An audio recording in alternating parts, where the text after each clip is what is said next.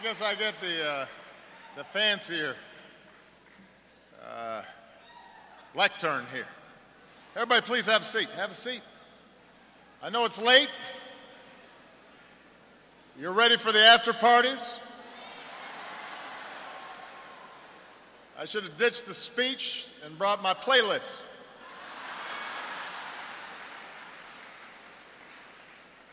Everybody looks beautiful, handsome, wonderful. Thank you, Don, for that introduction. Thank you to the CBC Foundation. And thank you to the members of the CBC.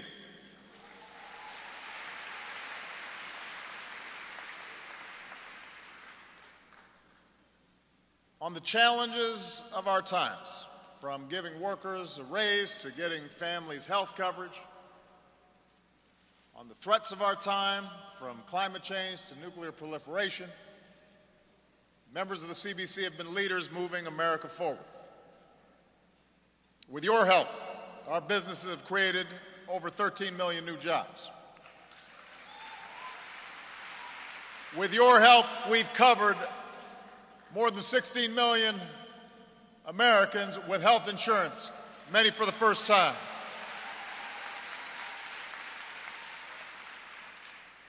Three years ago, Republicans said they'd get the unemployment rate down to 6% by 2017. It's down to 5.1 right now.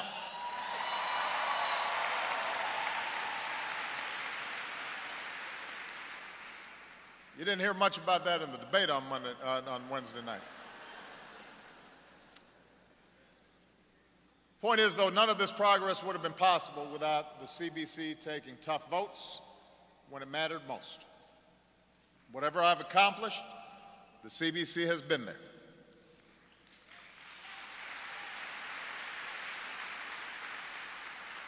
I was proud to be a CBC member when I was in the Senate.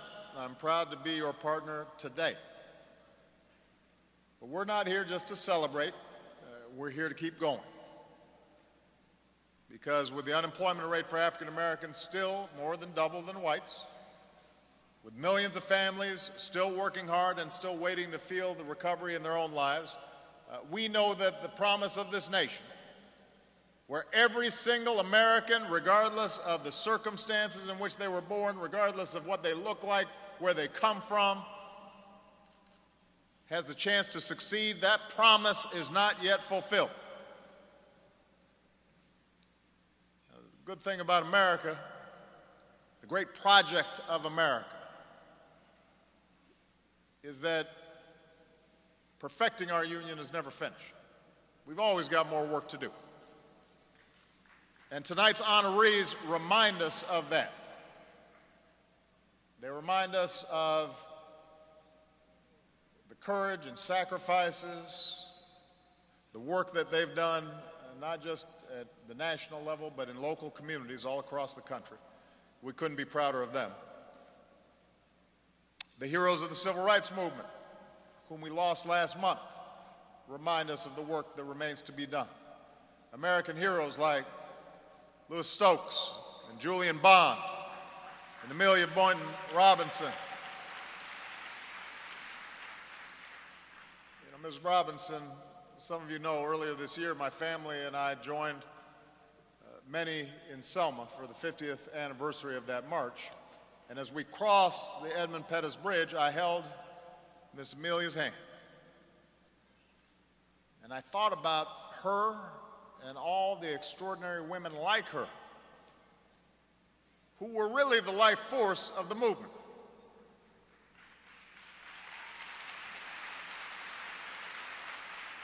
Women were the foot soldiers. Women strategized boycotts. Women organized marches. Even if they weren't allowed to run the civil rights organizations on paper, behind the scenes, they were the thinkers and the doers, making things happen each and every day, doing the work that nobody else wanted to do. They couldn't always prophesize from the pulpits, but they led the charge from the pews. They were no strangers to violence. They were on the front lines. So often they were subject to abuse, dehumanized, but kept on going, holding families together. Mothers were beaten and gassed on Bloody Sunday. 4 little girls were murdered in a Birmingham church. Women made the movement happen. And of course, black women have been a part of every great movement in American history.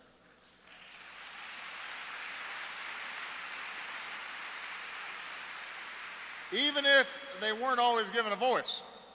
You know, they helped plan the March on Washington, but were almost entirely absent from the program.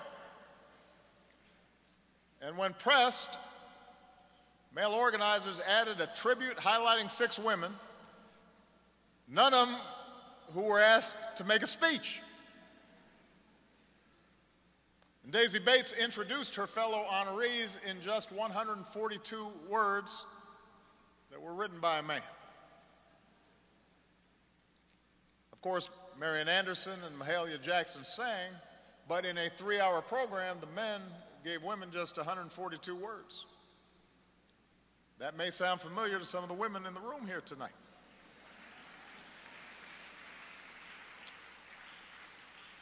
The organizers even insisted on 2 separate parades, male leaders marching along the main route on Pennsylvania Avenue and leaders like Dorothy Height and Rosa Parks relegated to Independence Avenue. America's most important march against segregation had its own version of separation. Black women were central in the fight for women's rights, from suffrage to the feminist movement. And yet, despite their leadership, too often they were also marginalized. But they didn't give up. They didn't let up. They were too fierce for that. Black women have always understood the words of Pauli Murray, that hope is a song in a weary throat. It's thanks to black women that we've come a long way since the days when a girl like Ruby Bridges couldn't go to school, when a woman like Amelia couldn't cast her vote, when we didn't have a Congressional Black Caucus and its 20 women members.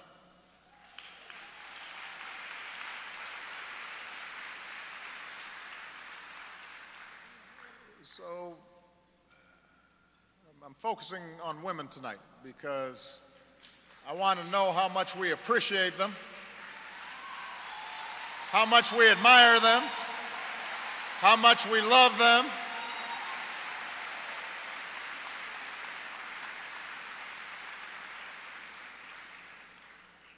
And I want to talk about what more we have to do to provide full opportunity and equality for our black women and girls in America today. Because all of us are beneficiaries of a long line of strong black women who helped carry this country forward. Their work to expand civil rights opened the doors of opportunity, not just for African Americans, but for all women. For all of us, black and white, Latino and Asian, LGBT and straight, for our first Americans and our newest Americans. And their contributions in every field as scientists and entrepreneurs, educators, explorers, all made us stronger. Of course, they're also a majority of my household.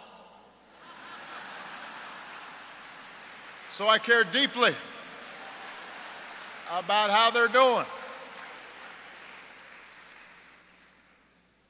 Now, the good news is, despite structural barriers of race and gender, women and girls of color have made real progress in recent years. The number of black women-owned businesses has skyrocketed. Black women have ascended the ranks of every industry. Teen pregnancy rates among girls of color are down, while high school and 4-year college graduation rates are up. That's good news. But there's no denying that black women and girls still face real and persistent challenges. The unemployment rate is over 8% for black women, and they're overrepresented in low-paying jobs. underrepresented in management. They often lack access to economic necessities like paid leave and quality, affordable child care. They often don't get the same quality health care that they need and have higher rates of certain chronic diseases, although that's starting to change with Obamacare.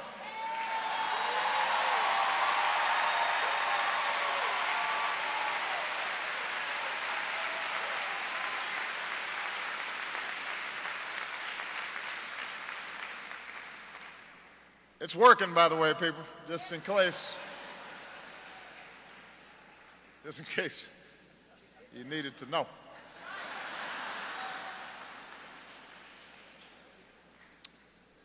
And then there are some of the challenges that are harder to see and harder to talk about.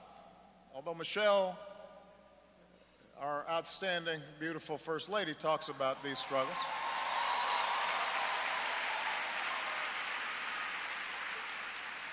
Michelle will tell stories about when she was younger, people telling her she shouldn't aspire to go to the very best universities. And she found herself thinking sometimes, well, maybe they're right. Even after she earned 2 degrees from some of the best universities in America, she still faced the doubts that were rooted in deep social prejudice and stereotypes, worrying whether she was being too assertive, or too angry, or too tall. I like tall women, but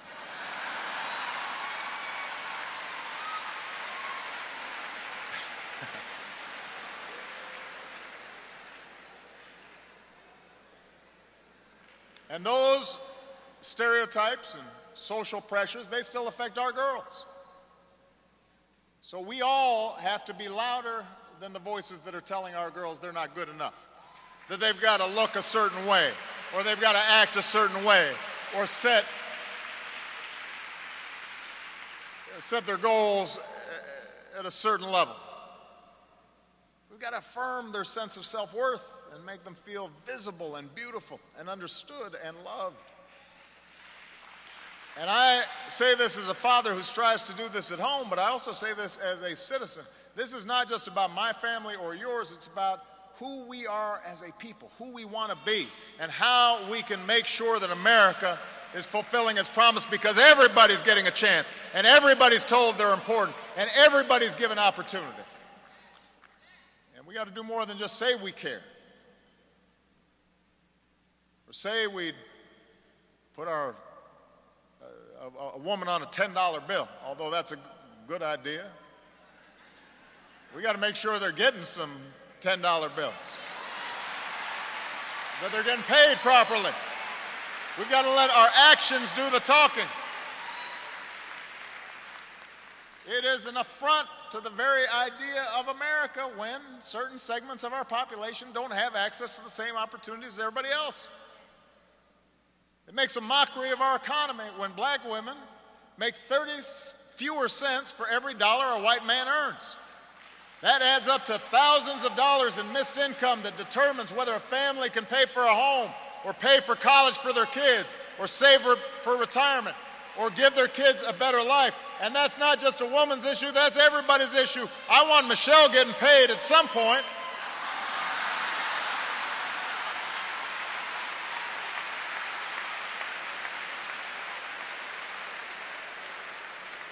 We've got an outstanding former Secretary of State here who was also a former First Lady, and I know she can relate to Michelle when she says, how come you get paid and I don't?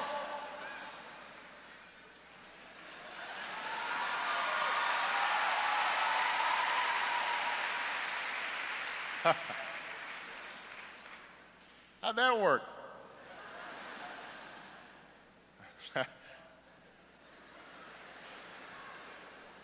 When women of color aren't given the opportunity to live up to their God-given potential, we all lose out on their talents. We're not as good a country as we can be. We might miss out on the next Mae Jemison or Ursula Burns or Serena Williams or Michelle Obama. We want everybody to be on the field. We can't afford to leave some folks off the field. So we're going to have to close those economic gaps so that hardworking women of all races, and black women in particular, can support families and strengthen communities and contribute to our country's success. So that's why my administration is investing in job training and apprenticeship to help everybody, but particularly help more women earn better paying jobs, and particularly in non-traditional careers. That's why we're investing in getting more girls, and particularly girls of color, interested in STEM fields, math and science and engineering, and help more of them stay on track in school. That's why we're going to continue to fight to eliminate the pay gap. Equal pay for equal work. It's an all-American idea. It's very simple. And that's why we're going to keep working to raise the minimum wage, because women disproportionately are the ones who are not getting paid what they're worth. That's why we're fighting to expand tax credits that help working parents make ends meet. Closing tax loopholes for folks who don't need tax loopholes to pay for it. It's why we're expanding paid leave to employees of federal contractors. And that's why Congress needs to expand paid leave for more hardworking Americans. It's good for our economy. It's the right thing to do. No family should have to choose between taking care of a sick child or losing their job.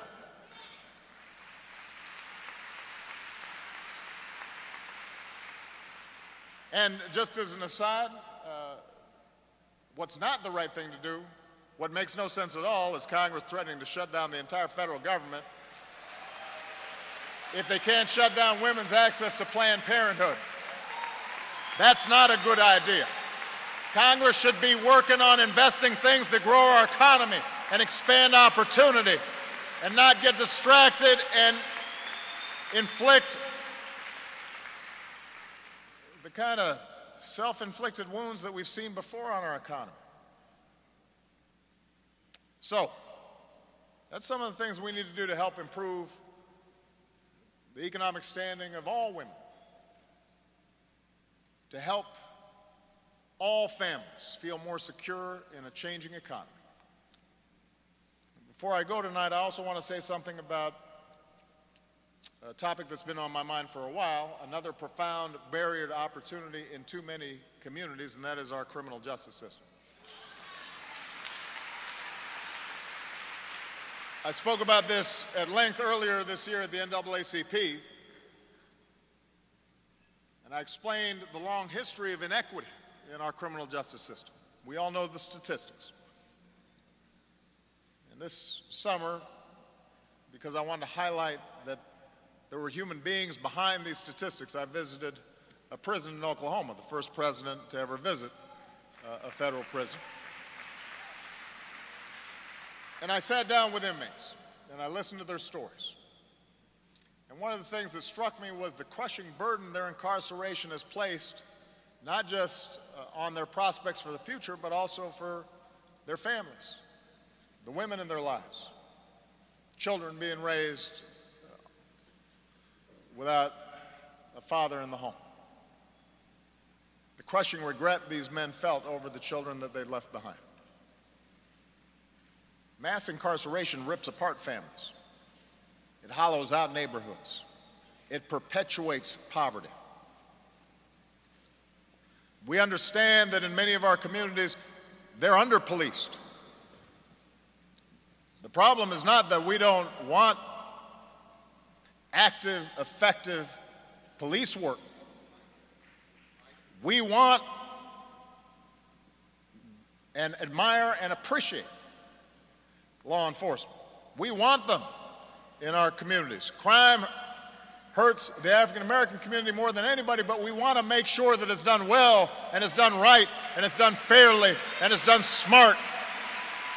And that's why in the coming months, I'm going to be working with many in Congress and many in the CBC to try to make progress on reform legislation that addresses unjust sentencing laws and encourages diversion and prevention programs, catches our young people early, and tries to put them on a better path, and then helps ex-offenders after they've done their time get on the right track. It's the right thing to do for America. And although in these discussions a lot of my focus has been on African American men and the work we're doing with My Brother's Keeper, we can't forget the impact that the system has on women as well. The incarceration rate for black women is twice as high as the rate for white women. Many women in prison, you come to discover, have been victims of homelessness and domestic violence, and in some cases human trafficking. They've got high rates of mental illness and substance abuse, and many have been sexually assaulted, both before they got to prison and then after they go to prison. We don't often talk about how society treats black women and girls before they end up in prison. They're suspended at higher rates than white boys and all other girls. And while boys face the school to prison pipeline, a lot of girls are facing a more sinister sexual abuse to prison pipeline. Victims of early sexual abuse are more likely to fail in school, which can lead to sexual exploitation, which can lead to prison. So we're focusing on boys, but we're also investing in ways to change the odds for at-risk girls, to make sure that they are loved and valued, to give them a chance.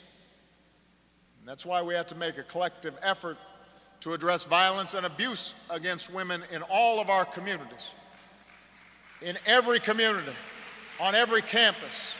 We've got to be very clear, women who've been victims of rape or domestic abuse, who need help, should know that they can count on a society and on law enforcement to treat them with love and care and sensitivity and not skepticism. I want to repeat, because somehow this never shows up on Fox News. I want to repeat, because I've said it a lot, unwaveringly, all the time. Our law enforcement officers do outstanding work in an incredibly difficult and dangerous job. They put their lives on the line for our safety. We appreciate them and we love them. That's why my task force on 21st century policing made a set of recommendations that I want to see implemented to improve their safety, as well as to make sure that our criminal justice system is being applied fairly. Officers show uncommon bravery in our communities every single day. They deserve our respect. That includes women in law enforcement. We need more of you, by the way. We've got an outstanding chief law enforcement officer in our Attorney General, Loretta Lynch. We want all our young ladies to see what a great role model she is. So I just want to repeat, because somehow this never gets on the TV. There is no contradiction between us caring about our law enforcement officers and also making sure that our laws are applied fairly. Do not make this as an either-or proposition. This is a both-and proposition. We want to protect our police officers. We'll do a better job doing it if our communities can feel confident that they are being treated fairly. Hope I'm making that clear. Hope I'm making that clear. We need to make sure the laws are applied evenly.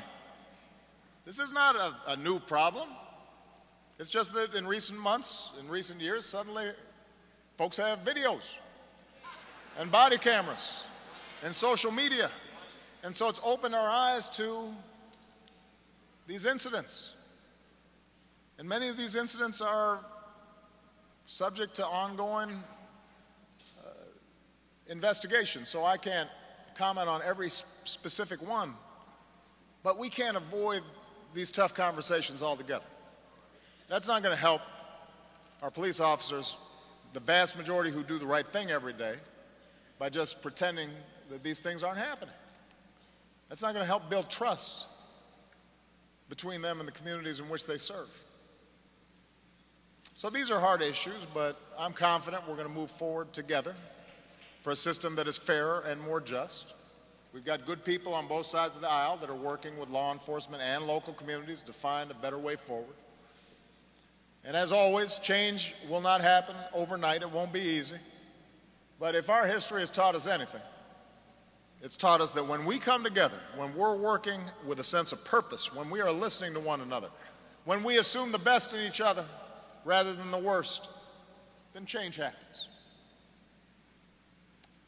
Like every parent, I can't help to see the world increasingly through my daughter's eyes. And on that day, when we were celebrating that incredible march in Selma, I had Ms. Amelia's hand in one of my hands, but Michelle had Sasha's hand, and my mother-in-law had Malia's hand, and it was a chain across generations. And I thought about all those women who came before us, who risked everything for life and liberty and the pursuit of happiness, so often without notice, so often without fanfare. Their names never made the history books. All those women who cleaned somebody else's house or looked after somebody else's children, did somebody else's laundry, and then got home and did it again, and then went to church and cooked, and then they were marching, and because of them, Michelle could cross that bridge, and because of them, they brought them along, and Malia and Sasha could cross that bridge, and that tells me that if we follow their example, we're going to cross more bridges in the future. If we keep moving forward, hand in hand, God willing, my daughter's children will be able to cross that bridge in an America that's more free and more just and more prosperous than the one that we inherited. Your children will too. Thank you, CBC. God bless you. God bless this country we love. Thank you.